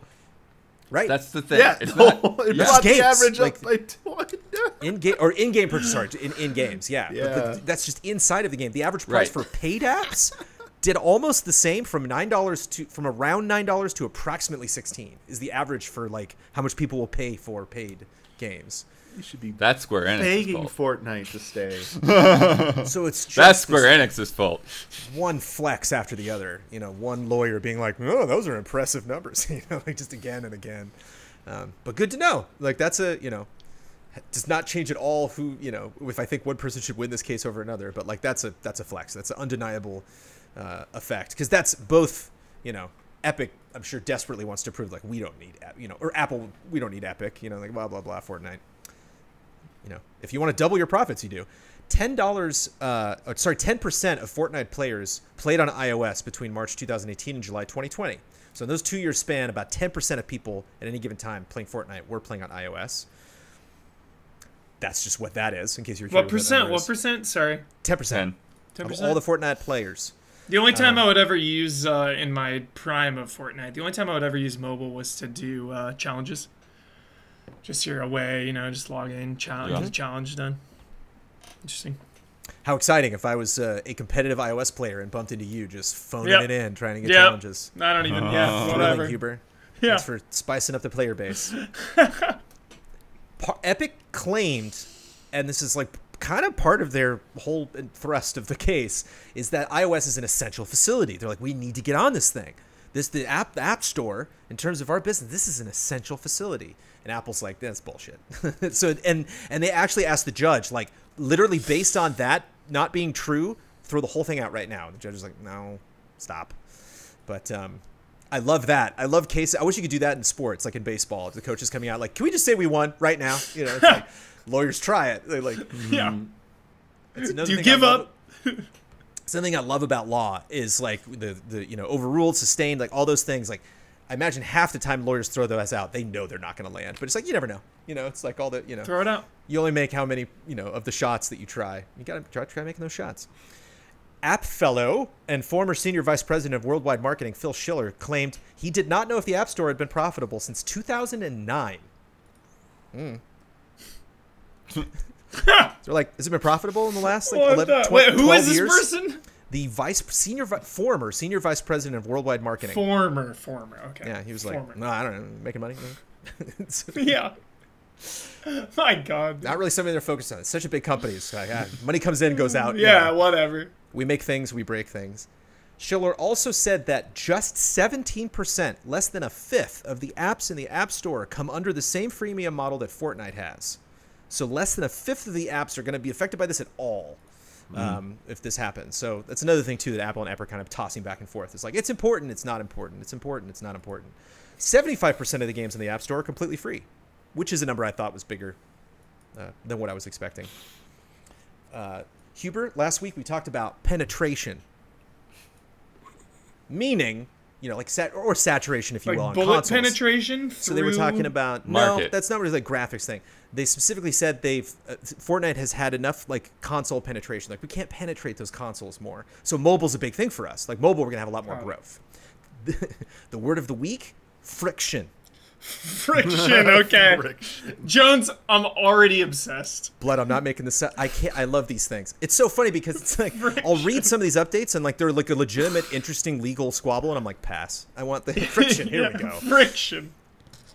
Apple brought University of Pennsylvania Wharton economist Professor Lauren Hitt, and he said if developers have to move customers to a different platform, like if all of a sudden Apple just raises their prices and people are like, well, I can't do stuff through the store, I got to go somewhere else, that creates the friction. So there's this argument about how much friction that is. Is that a friction-full or a friction-less environment? These developers trying to free. Just love that. Ooh, and that's getting warm in here. That has not been decided yet. What level of friction there is? That's being just debated. whether that's tough. Is that hard? Is that hard for you as a developer to set up another marketplace? Something I've actually done. I get called out for not having experience. I've set up a market. I've gone through all of that business services and all that nonsense. It's not fun. The case has raised a question also. This is the last thing I will say on the matter. Which I'm not getting into this because this is so pointless. Even if somebody left it as a love and respect, I wouldn't pick it. What is a game? I mean, what's a game, really? Right? What is a game? What is Don't a you man? wonder that, Damiani? Don't you is a stay up man? late at night? What is what is the pile game? of code? What is the answer to the game? What is a game? What is the great game? There have definitely been some experiences of that throughout the years, like with the DS came around and the Wii. And Sure. there, I mean, The App Store as well. We're talking about paid versus free games versus non-games. Yeah, like last week, like Calculator releasing on the Switch. Right, like and everybody reviewing that it. is not a game. Yeah. But it was, sometimes the line gets a little blurrier. That line I just don't care about. The line between game, not game, and art, not art. Yeah. I will leave the room faster than anybody else. If we're all sitting down to talk about it, I'd be like, God, I don't care. Yeah. Really don't care. They're all games. They're all art. But if you want to ask Tim Sweeney, Fortnite's not a game. Fortnite, a game? No.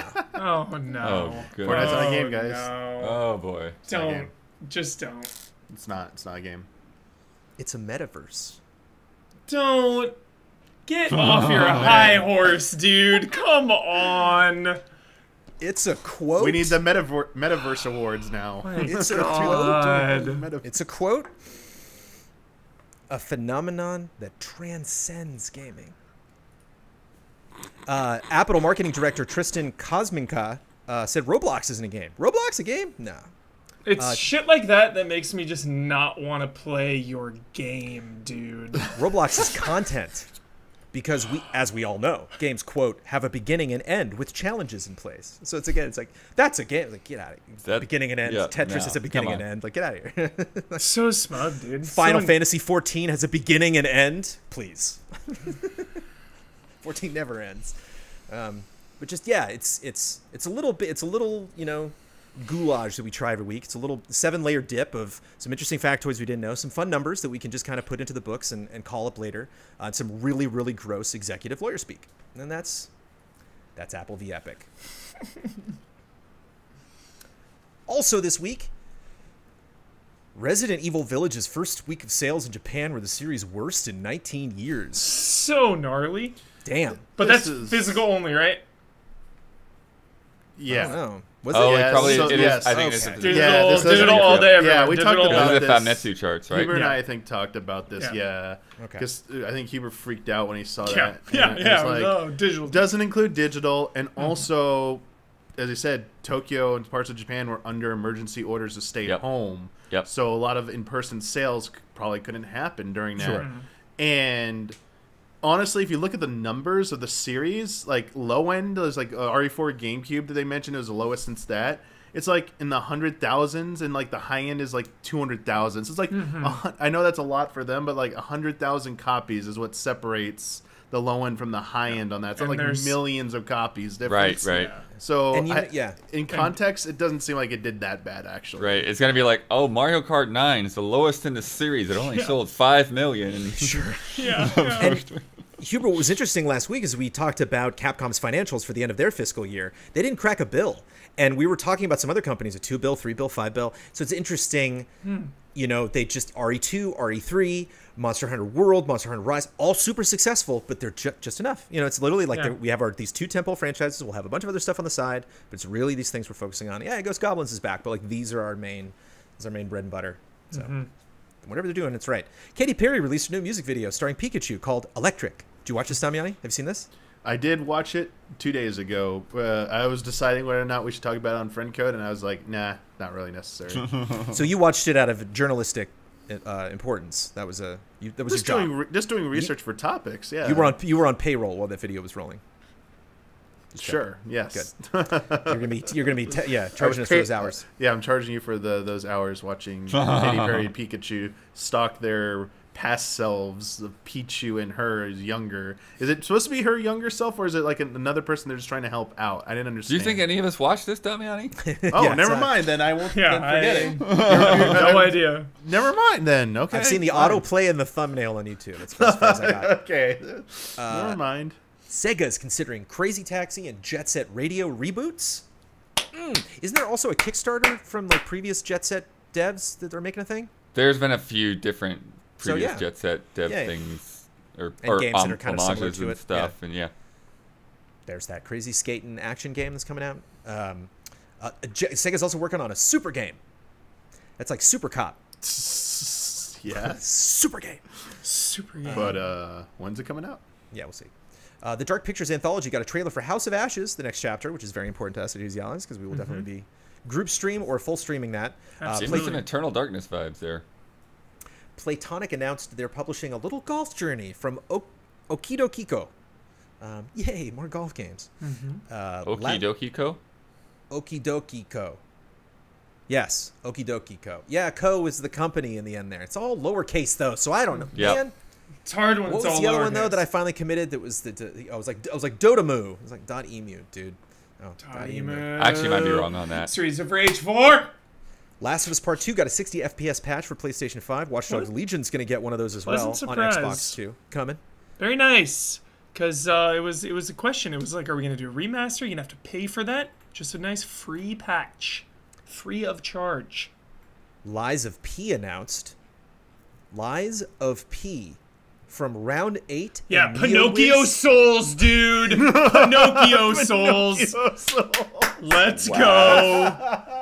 Let's go. I sent this to Brad immediately. Now I know. No, Brad's not touching this with a 10. This is all me. This is all me. No, Brad got. What was the last Souls like? There was a deep. That hashtag Enix is working on. What's the Mortal? He was PR for Mortal Shell. He got Mortal Shell. I get Lies of P. Yeah, Lies of P is all. Nice. A Pinocchio Souls like. Yeah. P. Some like lying mechanic. Holy cow. Yeah. I'm so excited. Yeah. Stab somebody through the eye with my nose. Switch Online got Caveman Ninja, also known as Joe and Mac. That's all I've never known it as. Magical Drop 2, Super Baseball Simulator 1.000, which sure, I'll try out. There's magically a new baseball game on my Switch automatically, sure. Spanky's Quest. Do you think in 2021 we could get a game called Spanky's Quest? Is it on one a of Switch, the Little Rascals? Released by Nintendo? No. Okay. And those are all SNES and Ninja Jaja Maru-kun for the NES. And I know a lot of people are expecting. I sung that tune for a long time, and I still think you should be able to buy Super Mario Brothers and own it forever on a Nintendo console, which I know Nintendo will never do. But I'm kind of warming up to these weird Super Nintendo games. I don't know. There's something kind of charming about all of these new updates to SNES and NES being very strange. Yeah. Like, why not? It's cool. Well, and stuff that's never something been localized either. Yeah. Worth noting, these aren't actually out yet. They come out on the 26th. Correct. Thank you. Yeah. Returnal speedrunner Mental Toast beat Returnal in less than 5 minutes. Mass Effect Legendary Edition's project director Mac Walters said it might be possible to bring ME3's multiplayer back. Now he's talking about it? Wow. Yeah. I saw that. They were talking about just getting the everything in the game single player perfect before they even thought of that. Take that with a massive grain of salt. Yeah. It would. I mean, it might be also be affected by how sales do. But started playing that in Mass Effect this week. It's a good game. Yeah, y'all should check it out. It's good. Sure. Valheim has sold 6.8 million copies so far. 5-person dev team, 6.8 million copies. Embracer Group expects it to sell 8 mil by the summer. Nice. Valheim. Good timing for Valheim. Great moment. It is time for Love and Respect.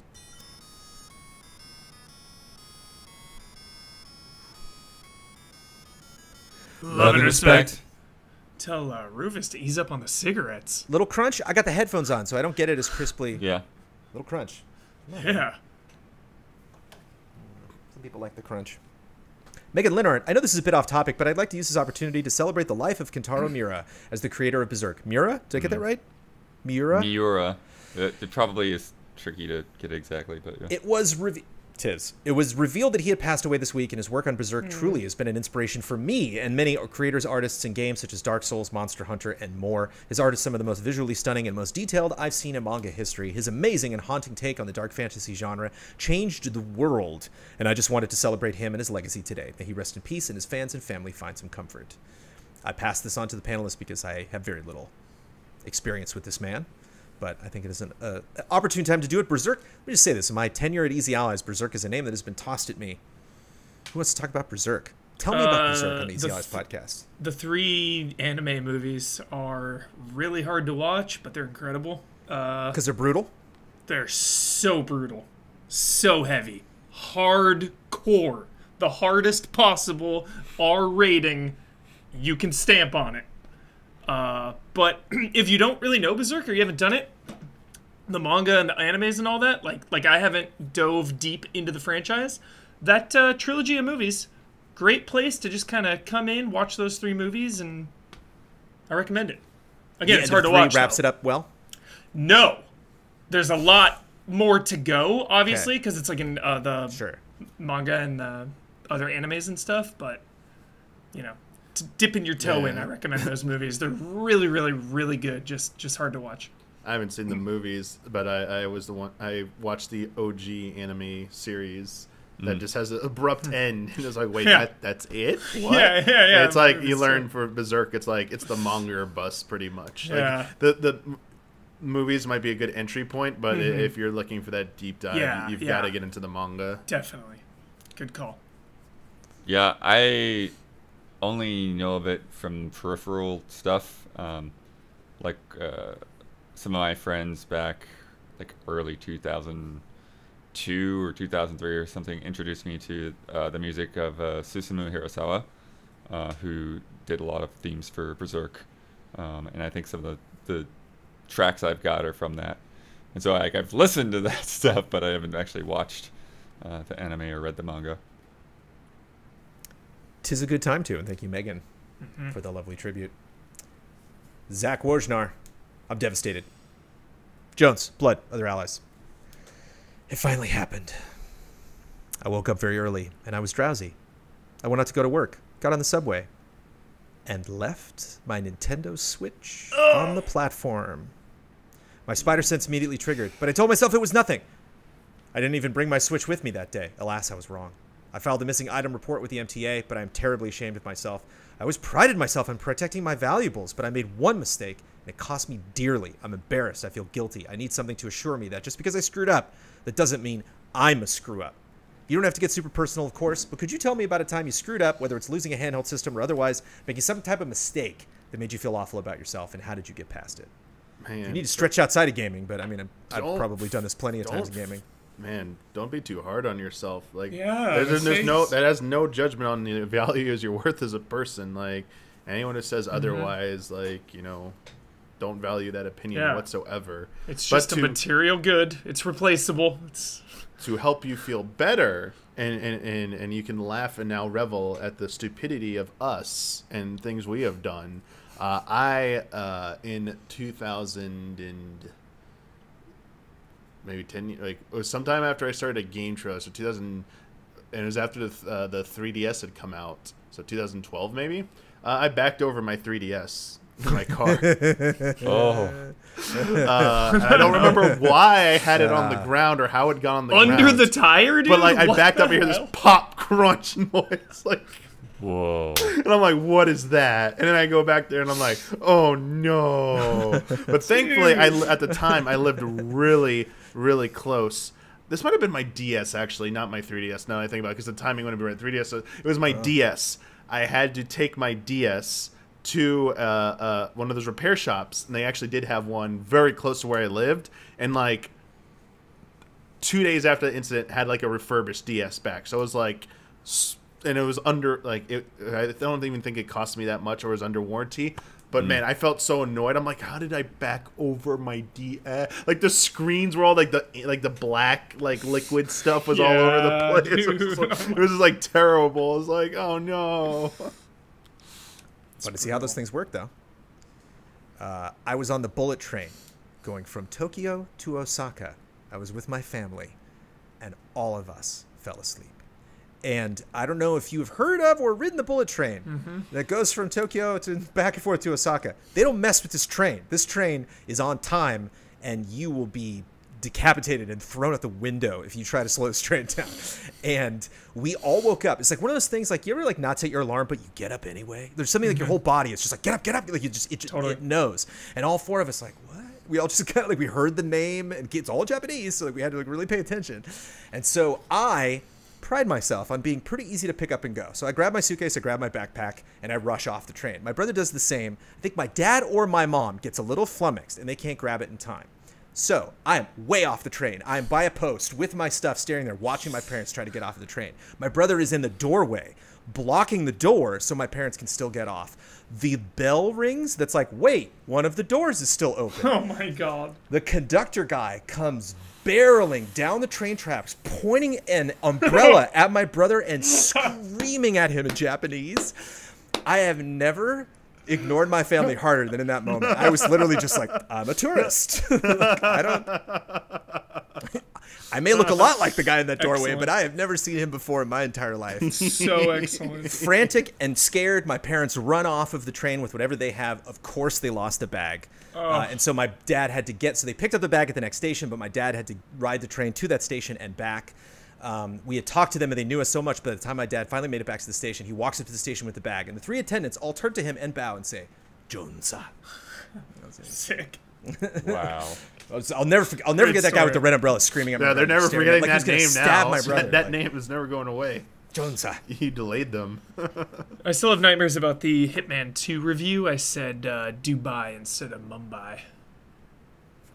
Oh, yeah. It keeps me up. Keeps me up at night, man. Completely wrong location. Yeah. I still just like, oh. Yeah.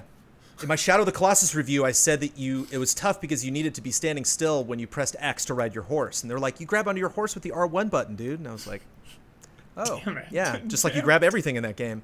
Good call. Yeah. I reviewed that one in a bubble. Whoops. Yeah.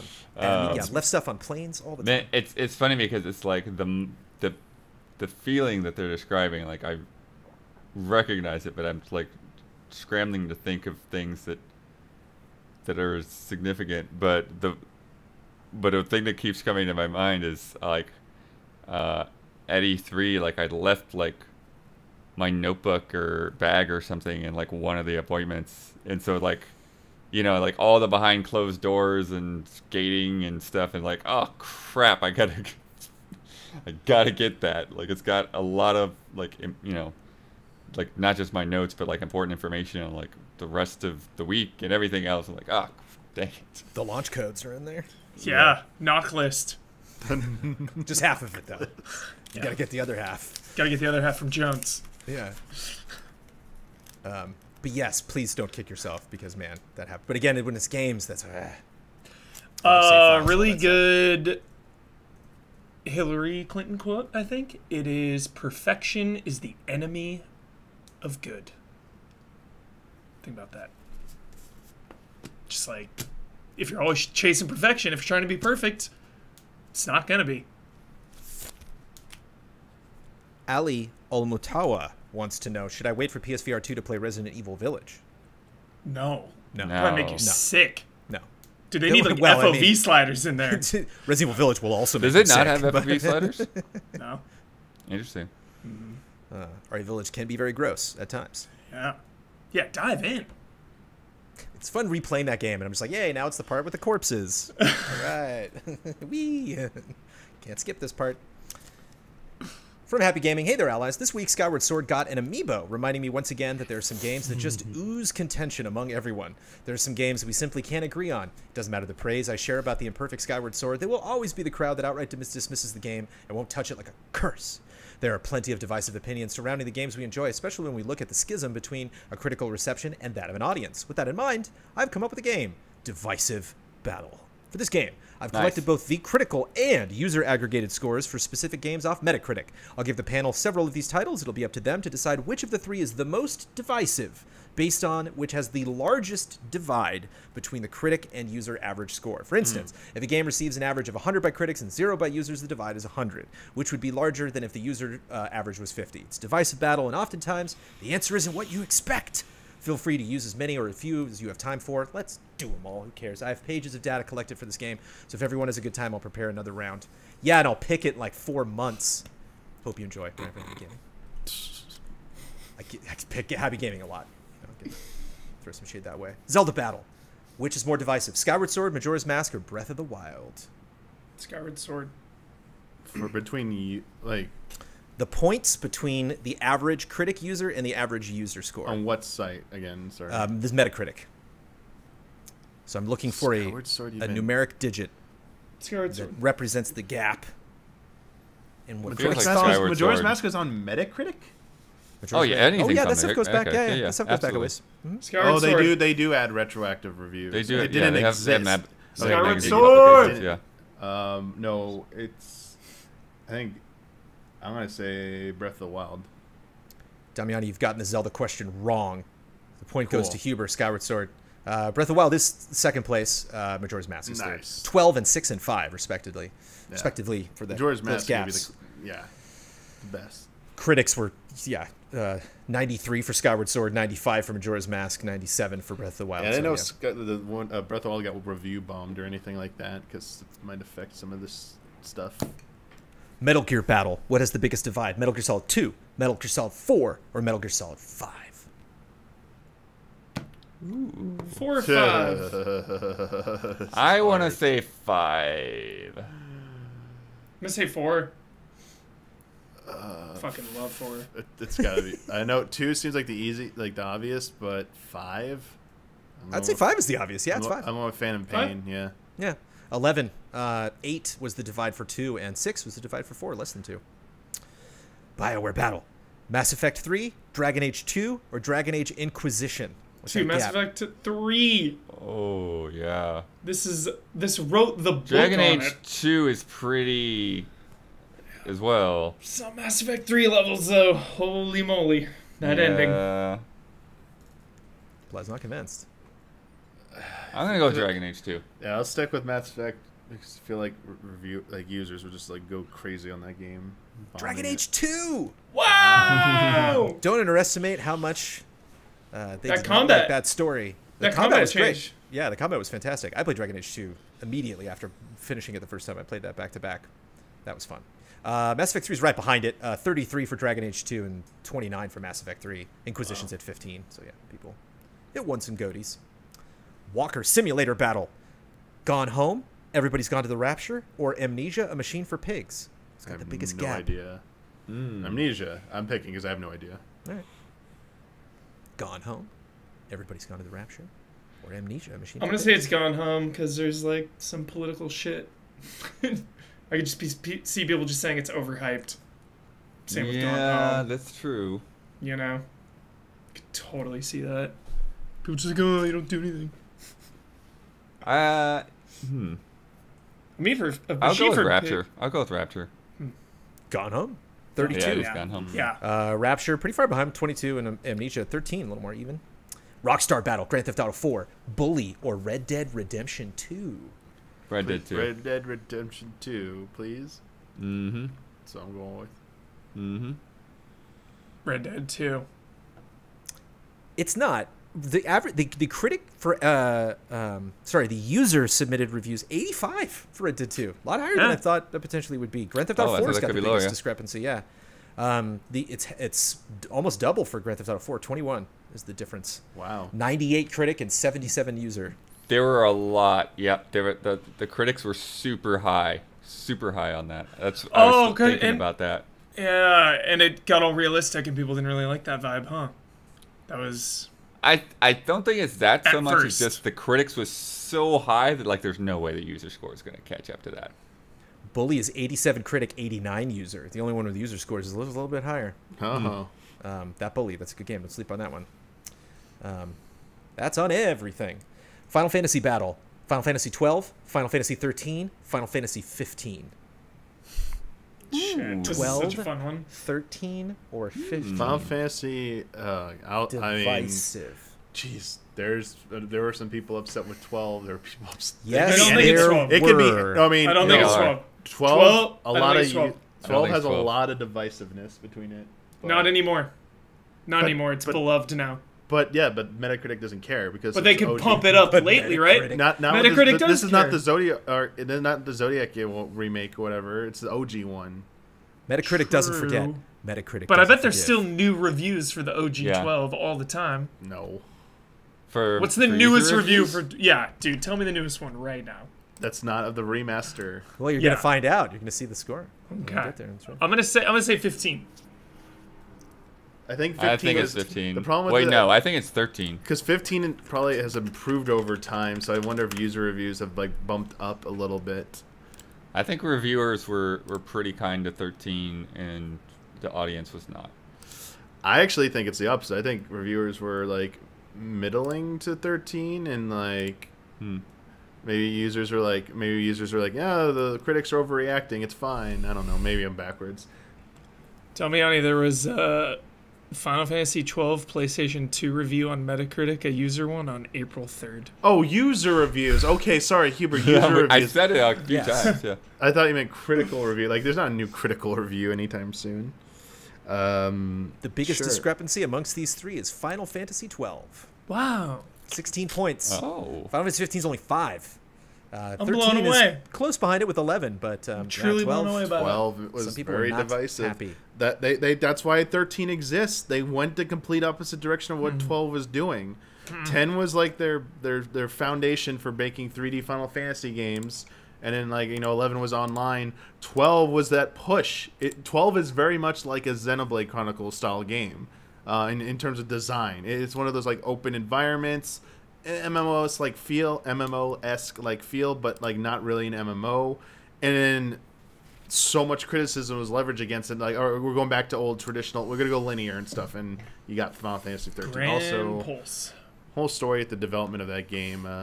It's very interesting developments. A lot of the Final Fantasy games have very interesting development histories. They're probably the most story development histories of any franchise, honestly. Totally. Pokemon Battle. Pokemon Black and White, Diamond Pearl, or Sword Shield? Sword and Shield. Sword and Shield. Sorry, Shake Diamond it up. Pearl, and what was the first one? Black and White? Black and White, Diamond Pearl, and Sword Shield. Sword and Which Shield. had the most divisive. Huber and Bloodworth coming out strong with Sword and Shield. Damiani may be thinking about it a little too hard. Shake I mean, it up. it's probably Sword and Shield, because I mean... it is Sword and Shield by a mile. Yeah, because I was trying to think. I was like, nope, Diamond and Pearl and Black and White are pretty liked by the fans. So I'm like, I Well, don't 46 is the user score for Pokemon Sword and Shield. Well done. 46? Diamond and Pearl, Well they done. were just 2 points away, and Black and White, they were just 10 points away from each other. Yeah, I was gonna say, I thought 46. they were pretty well Wow. liked. So. Finally, our Call of Duty battle, Huber. Ghosts, Infinite Warfare, and World War II. What is the most divisive amongst those? Divisive. Ghost is one of my least favorite Call of Duties ever. And most people's. I mean, that's... Ghost has Having gotta not be. played Yeah. it, That's gotta be. I never I'll touched say. Ghosts. Is it but Ghost? It's Ghosts. But, But okay. only Infinite Warfare was 37 and Ghost is 38. So these are... Whoa! Yeah, I knew Infinite Warfare. That was my Yeah. next pick. And Ghost and Infinite Warfare are both 40 on Metacritic. It was just Ghosts that had a higher... I didn't know Ghosts averaged less than Infinite Warfare. I thought Infinite Warfare was okay. I heard nothing but bad things about Ghosts. I've heard a lot of people were like angry. Man. Ghosts. Is that like the low point of the Call of Duty series then? I think they had to turn a lot I of think things it around. is. Probably. But it's tough to chart, like Bloodworth has mentioned before, where it's like when something's successful, then the next thing is given so much effort, and so it's like a leapfrog. You got to wait until maybe the next game to actually see the ramifications of that. I'm sure I explained that perfectly. It's time for bets. Next week's bet. Daniel Bloodworth's Pop-Tart, an airport for aliens currently run by dogs, launches on May 25th. During next week's podcast, I'm going to go to the top viewed stream of said game on Twitch. If this person that is playing the game is talking to a dog, I'm going to pause it right then. If not, I'm going to wait until that person approaches a dog and starts talking. That first sentence of dialogue from a dog, how many words will be in that sentence? Michael Huber. 7 words. 7 words. Michael Damiani. 10 words. 10 words. A lot of trust there. Get some comments in this last week where they're like, you just let Damiani type out his answers? Damiani's an honorable man. Says the person on his team. Daniel Bloodworth. I'm going with 2. Ooh. Okay. I'm expecting like a good job or good boy or something like that. Okay, fine. Hi there. They went with the low. Yeah. 5, Woof. says I. Woof, Yeah. woof. Woof, woof. Last week's bet, Days Gone, launched on PC on May 18th. I wanted to know right now how many positive reviews did it have on Steam. How many, baby? Michael Damiani bet 1,500. Ian Hink bet 3,312. Daniel Bloodworth bet 4,221. And I just bet a flat 4K. I'll double check it, but I checked it before.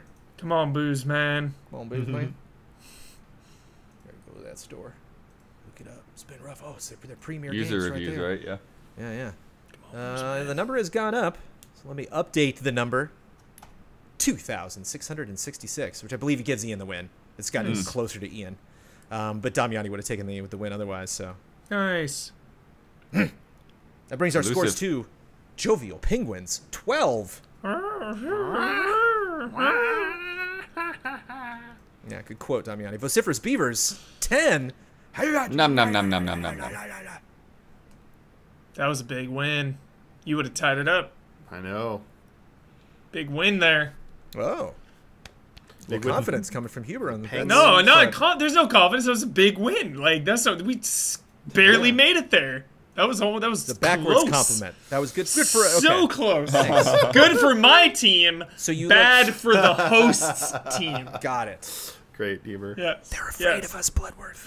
Yeah. In our rear view, dude, you're the T-Rex in Jurassic Park right now. Just like.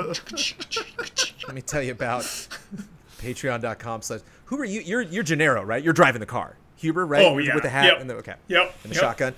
Let me tell you about Patreon.com/Easy Allies. Daniel Bloodworth, minigame champions, man. Ooh, yeah. It's a thing that's happening. How did that come about, the minigame champions? How did we get to that show? Ooh, boy. Well, I was planning patron party back last summer, August, September, whatever, talking about that. I was also thinking about, people were like, we haven't had a lot of other fun show, like just the feedback, right? Like fun shows, stuff that involves gameplay and us, stuff like Achieve It Yourself, and I kind of went off that direction. But I honestly don't at this point remember like what sparked it, like what actually sparked getting mini games. But it's fun. It's been really fun. We've shot most of it. We got to wait a little bit before we shoot the finale, but it's almost ready. We're going to Tuesday. We're going to basically rerun episode 1 because it's all continuous, one competition, and then the week after will be the next, like the new episode 2, and then it'll keep going for the next almost 2 months, about 2 months, somewhere there. Is this exclusives, early access on this? How can I get my hands on? Yeah, so episode 1, the pilot was public. That was published in October. We'll rerun it. You get to see it. You can watch it right now if you want, whatever. But then, yeah, the rest of the season is Patreon exclusive. So just one of the many things. We got some hot spoiler modes coming up that we've just wrapped up. Resident Evil was a very, very fun spoiler mode to do. All of that stuff exclusive to patreon.com/EasyAllies. Including and all of that support. Thank you for Patron Party and all of 2020, and especially at our shout-out tier. We're going to do some shout-outs. Huber, you're going first. I'm going after Hubert. Damiani's going after me, and Blood's going last. I'm going 3. First. You're going what first. An honor. I've never gone first. You just jumped right on the Zoom call. Oh, yeah. Damiani and Bloodworth are taking their time. Shout out to our tip-top tier, patreon.com/EasyAllies. These are the big boys and girls, the big peeps. Shout out to Caleb Togi Crawford, Edsger So I'm a Spider, So What, El Thanis, Ezdocal, Greg the Dark Knight Kettering, and Nick. Shout out.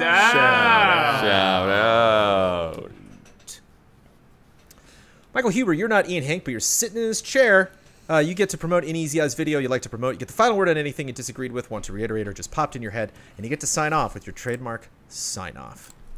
Promote. Let's go to easyallies.com and see what's new. Newest uploads. That's me, though. I don't want to promote myself. PSO2 new Genesis beta impressions. Check that out. Phantasy Star Online 2 finally making its way here. Maybe Dragon Quest X will be next. What else, Jones? Shit. Final word. Final word. The final word is Keighley is E3. Deal with it.